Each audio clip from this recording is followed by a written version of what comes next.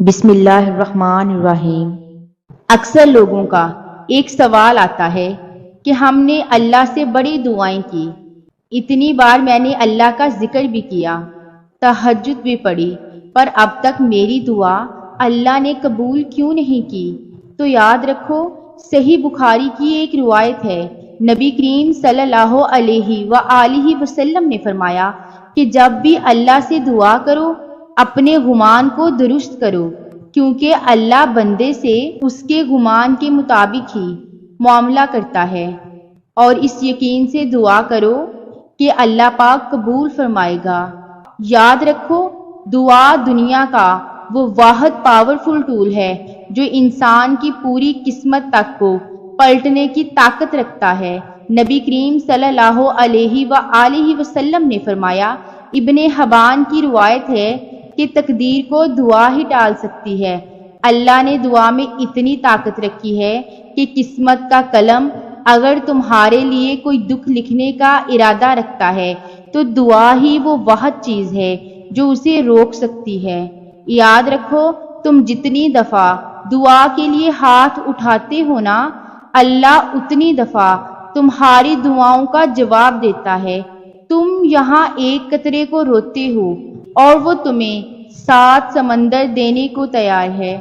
عطا کی تدبیریں وہ خود بناتا ہے، جو چیز تمہیں چاہیے وہ تمہیں خود ڈھونڈ رہی ہے اور تمہیں اپنی طرف متوجہ کر رہی ہے۔ یہ ایک بہت بڑا راز ہے ہر اس شخص کے لیے جو اسے سمجھ سکتا ہے۔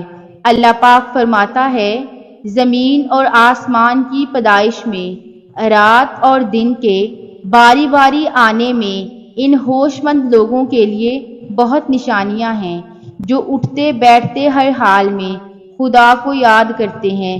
کوئی ہاتھ چھڑائے تو جانے دو، کوئی بدل گیا تو بدلنے دو، کوئی تکلیف دے رہا ہے تو صبر کر لو، کوئی دل توڑ رہا ہے تو برداشت کر لو، کیونکہ ہر کام اللہ کی اجازت سے ہوتا ہے اور اس میں کوئی حکمت پوشیدہ ہوتی ہے۔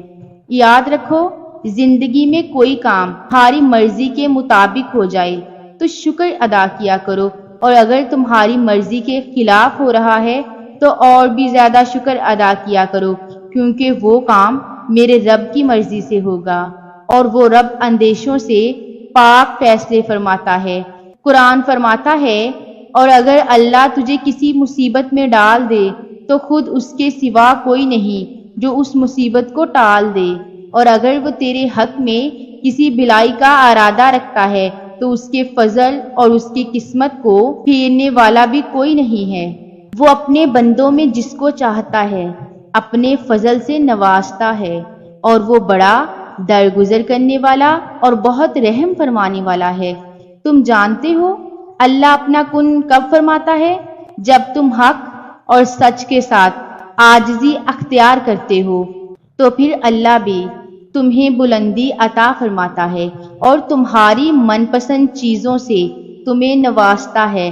اللہ پاک فرماتا ہے کہ جو شخص سچائی لے کر آیا اسے اپنے رب کے ہاں وہ سب کچھ ملے گا جس کی وہ خواہش کرے گا۔ جانتے ہو، تمہاری دعاؤں کے راستے آسان کب ہوتے ہیں؟ دراصل مسئلہ صرف اتنا ہے کہ تم دوسروں سے امید رکھتے ہو اور اللہ سے نہیں۔ اگر تم اسباب پر یقین رکھتے ہو تو پھر اسباب بنانے والے پر یقین کیوں نہیں؟ اور پھر یہی کنفیوژن اور ڈاؤٹس کی وجہ سے تم بے چین ہو جاتے ہو اور ڈپریشن میں چلے جاتے ہو۔ دیکھو، قرآن کھولو اور ڈھونڈو اپنے مسئلے کا حل۔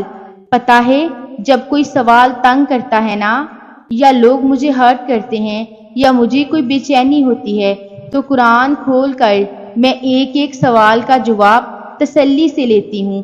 میرا رب فرماتا ہے، اور جو کوئی اللہ پر یقین رکھے گا تو اللہ اس کے لیے کافی ہے۔ اگر تنہا رہ گئے ہو تو کوئی بڑی بات نہیں، وہ زندگی ہی کیا جسے تنہائی نصیب نہ ہو۔ تم کوئی عام بندے نہیں رہے، پھر تم بہت خاص ہو جاتے ہو، کیونکہ جب انسان تنہا ہوتا ہے نا تو اس کے ساتھ اللہ ہوتا ہے۔ اللہ پاک فرماتا ہے، جن لوگوں نے یہاں تقویٰ کیا اللہ ان کو نجات دے دے گا، اور ان کو نہ کوئی تکلیف پہنچے گی اور نہ وہ غمگین ہوں گے۔ یاد رکھو، ہر صورتحال کے دو پہلو ہوتے ہیں، اس کو منتخب کرو جو آپ کو سچائی اور اچھائی کو دیکھنے کی اجازت دیتا ہے اور جو مصیبت سے باہر نکال سکتا ہے، کیونکہ زندگی اتنی سستی نہیں ہے کہ اسے لوگوں کے تلخ رویوں کی وجہ سے ہار دیا جائے۔ زندگی تو رب کی امانت ہے، آپ سے محبت کرنے والا کوئی عام نہیں بلکہ اس پوری کائنات کا مالک ہے۔ یاد رکھو، اس کائنات کا سب سے بڑا سچ تو یہ ہے کہ انسان جو کوئی بھی ہو، اگر وہ کچھ کرنے کا ارادہ کر لے اور اللہ سے دعا بھی کرے تو وہ ہو کر ہی رہتا ہے۔ دعا کی قبولیت کی ایک علامت یہ بھی ہے کہ تمہاری دعائیں تمہیں بدلنا شروع کر دیتی ہیں۔ جانتے ہو دعا قبول ہونے کی نشانی کیا ہے؟ جب تم کچھ کرنے کا ارادہ کر لو اور کسی بھی چیز سے خوف نہ کھاؤ سوائے اللہ کے، اور اپنی منزل کو پانے میں کبھی ہمت نہ ہارو، چاہے راستے کتنے ہی مشکل کیوں نہ ہو، تم اپنا سفر جاری رکھو اور اللہ کی رسی کو مضبوطی سے تھامے رکھو، تو خوبصورت معجزے تمہارا مقدر بن جاتے ہیں۔ کبھی کبھی انسان کا دل کسی چیز کے لیے بہت تڑپتا ہے، اتنا کہ اس کے لیے صبر کرنا بھی مشکل ہو جاتا ہے۔ انسان ہر روز اس چیز کو حاصل کرنے کے لیے ہر اس لمحے دعا کرنے کی کوشش کرتا ہے جو لمحہ دعا کے لیے افضل ہے، اور اس کی آنکھیں اپنی مانگی گئی دعا کے قبول ہونے کے انتظار میں ہر روز ادھر ادھر تکتی رہتی ہیں، اور یہ تو بھول ہی جاتی ہیں کہ اللہ تعالیٰ نے ہر چیز کو عطا کرنے کا ایک محسوس اور بہترین وقت مقرر کر رکھا ہے۔ ہمیں یاد رکھنا چاہیے، اگر ہمیں کسی چیز کو حاصل کرنے کی اتنی چاہت ہے تو اس چاہت کرنے والے دل کا مالک کون ہے؟ یہ چاہت بھی تو اسی رب نے دل میں ڈالی ہے نا، تاکہ تم اس کے لیے دعا کر سکو اور وہ تمہاری خواہش کو بہترین کر کے تمہیں عطا کر سکے۔ اور وہ تو خواہش ہی دل میں تب ڈالتا ہے جو وہ تمہارے نصیب میں لکھ دیتا ہے۔ دعا تو بس ہمارے ہی درجات بلند کرنے کا ایک ذریعہ ہے، بس تھوڑا سا انتظار باقی ہے تمہاری چاہت کو اللہ کی چاہ بنانے کے لیے، تھوڑی اور اطاعت باقی ہے۔ جس آزمائش کے لیے اللہ نے تمہیں چنا ہے اس کا ابھی انعام باقی ہے۔ دعا مانگتے رہو، سب ٹھیک ہو جائے گا، کیونکہ ابھی مشکل کے ساتھ آسانی باقی ہے۔ اللہ کی طرف سے کی گئی دیر میں کتنی خیر ہے تمہیں تب سمجھ آئے گا جب یہ صبر کے اشک بار سجدہ شکر کے سجدوں میں بدل جائیں گے، اور اس وقت تم کانپتے لبوں سے اس کے المجیب قبول کرنے والا ہونے کی گواہی دو گے۔